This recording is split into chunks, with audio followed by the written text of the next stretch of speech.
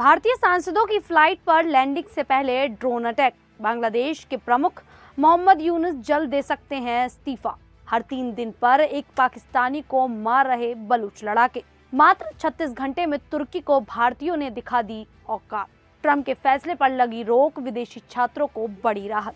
नमस्कार, मेरा नाम है शालिनी और आप देख रहे हैं द न्यूज 15। स्वागत है आपका हमारे खास प्रोग्राम दुनिया के हालचाल में। चलिए नजर डालते हैं इन बड़ी खबरों पर विस्तार से। पाकिस्तान के आतंकवादियों की सच्चाई बताने के लिए डीएम के सांसद कनीमोची के नेतृत्व में भारतीय प्रतिनिधिमंडल रूस पहुंचा, लेकिन जैसे ही उनका विमान मॉस्को में उतरने वाला था, यूक्रेन ने ड्रोन हमला कर दिया। इस वजह से मॉस्को के सभी हवाई अड्डों को बंद कर दिया गया। भारतीय डेलीगेशन का विमान कई मिनट तक हवा में चक्कर काटता रहा। बाद में अनुमति मिलने पर विमान मॉस्को में उतरा। लैंडिंग के बाद भारत के राजदूत विनय कुमार ने सभी सांसदों का स्वागत किया। इस डेलीगेशन का मकसद रूस की सरकार, सांसदों और अधिकारियों को पाकिस्तान में पनप रहे आतंकवाद के बारे में बताना है।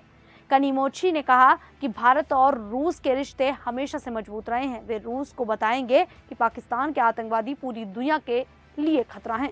रूस के राष्ट्रपति व्लादिमीर पुतिन ने हाल ही में कहा था कि जब भी कोई विदेशी डेलीगेशन रूस आता है, यूक्रेन मॉस्को पर ड्रोन हमला करता है। पुतिन का मानना है कि यूक्रेन ऐसा जानबूझकर करता है ताकि रूस का दुनिया से संपर्क कम हो। यूक्रेन ने इस हमले पर कोई जवाब नहीं दिया। द कीव इंडिपेंडेंट के अनुसार यूक्रेन के ड्रोन हमले के डर से रूस ने 3 हवाई अड्डे बंद किए हैं। 22 मई को रूस ने यूक्रेन के 250 से ज्यादा ड्रोन मार गिराए। तो वहीं बांग्लादेश, जो भारत का पड़ोसी देश है, लंबे समय से राजनीतिक संकट का सामना कर रहा है। शेख हसीना की सरकार के गिरने के बाद से देश में स्थिरता नहीं आ पाई। अभी बांग्लादेश की अंतरिम सरकार का नेतृत्व मोहम्मद यूनुस कर रहे हैं, लेकिन हालात लगातार बिगड़ते जा रहे हैं। अब खबर है कि मोहम्मद यूनुस जल्द ही अपने पद से इस्तीफा दे सकते हैं।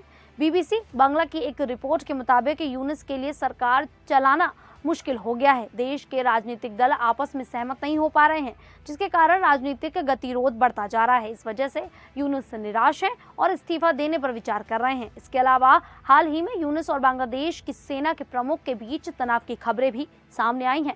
अगर यूनुस इस्तीफा देते हैं तो यह बांग्लादेश की राजनीति में बड़ा बदलाव हो सकता है। नेशनल सिटीजन पार्टी के नेता निद इस्लाम ने बताया कि उन्होंने यूनुस से मुलाकात की थी। निद इस्लाम के अनुसार यूनुस ने कहा कि मौजूदा स्थिति में वह काम नहीं कर पा रहे हैं।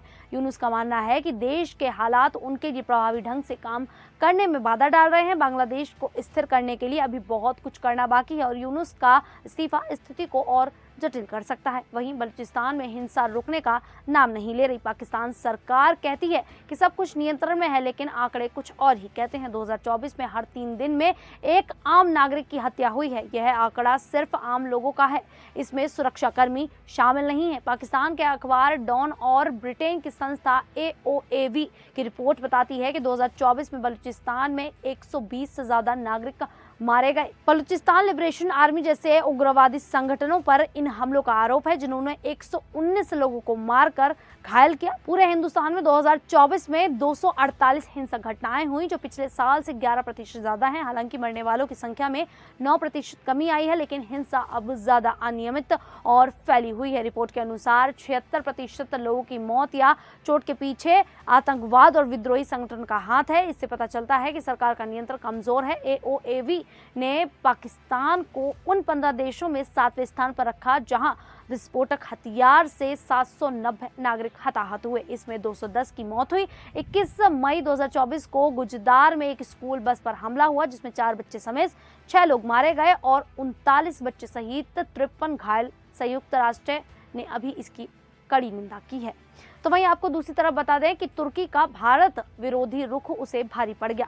ऑपरेशन सिंदूर के बाद तुर्की ने पाकिस्तान का साथ दिया, जिसके कारण भारतीयों ने तुर्की का बहिष्कार शुरू कर दिया। इस बहिष्कार से तुर्की को भारी नुकसान हो रहा है। भारतीयों ने तुर्की जाने के लिए वीजा, शादी के आयोजन और घूमने की योजनाएं रद्द कर दी। सोशल मीडिया पर #बॉयकॉट तुर्की ट्रेंड ने तुर्की की टूरिज्म इंडस्ट्री को बड़ा झटका दिया। इंडियन एक्सप्रेस की एक रिपोर्ट के अनुसार वीजा प्रोसेसिंग प्लेटफॉर्म एटलिस ने बताया कि तुर्की और अजरबैजान के बीच वीजा आवेदनों में 36 घंटों में 60% की गिरावट आई। दिल्ली और मुंबई जैसे शहरों में 53% और इंदौर, जयपुर जैसे शहरों में 20% कम आवेदन हुए।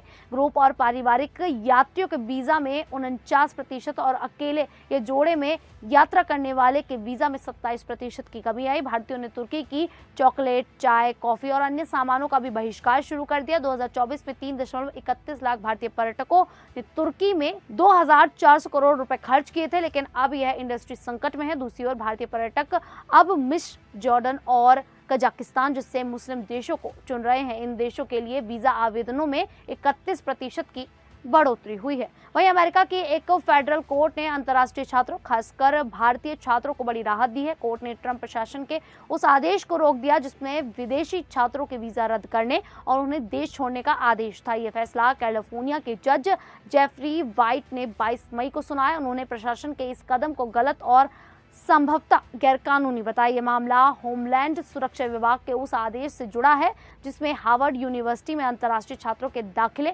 रद्द किए गए थे। इससे भारतीय छात्रों समेत कई छात्रों के अमेरिका में पढ़ाई का सपना टूट सकता था। हार्वर्ड में अभी 788 भारतीय छात्र पढ़ रहे हैं। आदेश के तहत जो छात्र इस साल ग्रेजुएट हो रहे हैं वे पढ़ाई पूरी कर सकते थे, लेकिन 2025-26 सत्र के लिए उन्हें दूसरी यूनिवर्सिटी में ट्रांसफर करना पड़ता। जज ने 21 पन्नों के फैसले में कहा कि प्रशासन का यह कदम छात्रों के लिए परेशानी भरा था। हालांकि हार्वर्ड के मामले में सीधा फैसला नहीं आया, लेकिन विशेषज्ञों का मानना है कि यह आदेश प्रशासन की स्थिति को कमजोर करता है। इससे भारतीय और अन्य अंतर्राष्ट्रीय छात्रों को राहत मिली है। अब अमेरिका के कोर्ट के फैसले को लेकर आप लोगों की क्या राय है, आप हमें कमेंट करके जरूर बताइएगा। फिलहाल अभी के लिए इतना ही, फिर हाजिर होंगे ऐसे ही देश और दुनिया से जुड़ी बड़ी खबरों के साथ। तब तक के लिए देखते रहिए द न्यूज़ 15।